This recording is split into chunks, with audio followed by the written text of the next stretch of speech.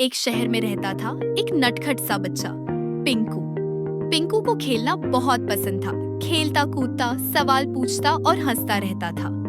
बस एक चीज थी जो उसे पसंद नहीं थी, पढ़ाई और होमवर्क। एक सुबह पिंकू अपनी होमवर्क कॉपी को देख रहा था और लंबी सांस लेकर बोला, पढ़ाई इतनी बोरिंग क्यों होती है?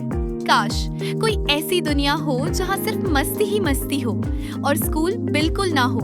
और तभी कुछ मैजिकल हो गया। उसकी कॉपी से स्पार्कल निकलने लगी। एक गोल गोल घूमता चमचमाता दरवाजा सामने आ गया। पिंकू ने बिना कुछ सोचे दरवाजे में छलांग लगा दी। शू! वो पहुंच गया एक अजीब सी दुनिया में, जिसका नाम था उल्टी पुल्टी टाउन। यहाँ सब कुछ उल्टा था। सूरज ने चश्मा पहन रखा था, सड़कें ट्रैम्पोलिन जैसी थी और पेड़ों पर टॉफी और कैंडी उगती थी। सबसे मजेदार बात, यहाँ बच्चे टीचर थे और बड़े लोग स्टूडेंट्स। स्कूल की घंटी की जगह पार्टी म्यूजिक बजता था और क्लासरूम की कुर्सियों की जगह स्लाइड्स लगी थी। पिंकू तो बहुत खुश हो गया। ना कोई होमवर्क, ना रूल्स, ना पढ़ाई, सिर्फ हंसी, मस्ती और गेम्स। लेकिन कुछ ही दिनों में सब अजीब लगने लगा। बच्चे धीरे धीरे चीजें भूलने लगे। कोई पढ़ना भूल गया तो कोई गिनती करना। जैसे जैसे मस्ती बढ़ी, सीखना कम होता गया। धीरे धीरे पूरे टाउन पर एक अजीब सा अंधेरा छा गया। फिर एक दिन रुई जैसे बादलों के पीछे से एक धुएं जैसा डरावना साया निकला। उसका नाम था भूलेख। भूलेख एक ऐसा भूत था जो बच्चों की भूली हुई चीजों को खाकर ताकतवर बनता था।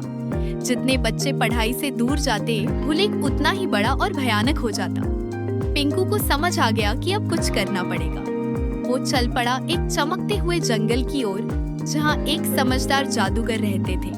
चमचमाते सिल्वर पेड़ के नीचे बैठे गुरुजी ने पिंकू से कहा, भूलेख को हराने के लिए तुम्हें 3 जादुई ताकतें ढूंढनी होंगी। क्यूरियोसिटी यानी सवाल पूछना, ट्रूथ यानी जो सही है वो मानना, और एफर्ट यानी कोशिश करते रहना।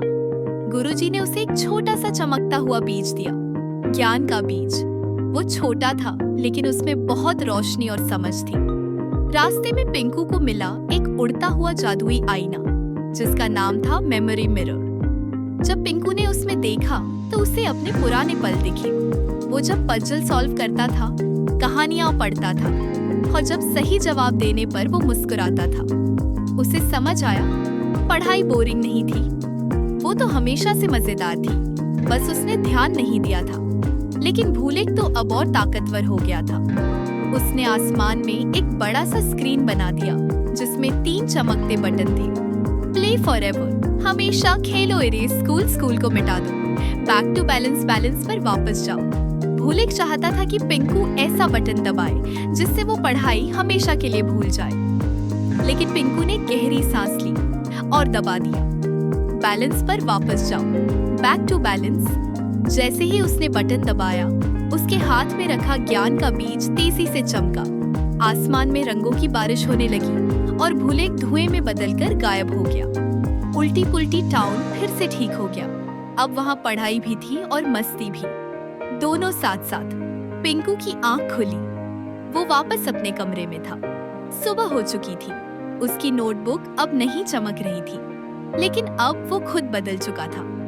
उसने मुस्कुराकर अपनी पेंसिल उठाई और बोला, थोड़ी मस्ती, थोड़ी पढ़ाई, यही असली जादू है।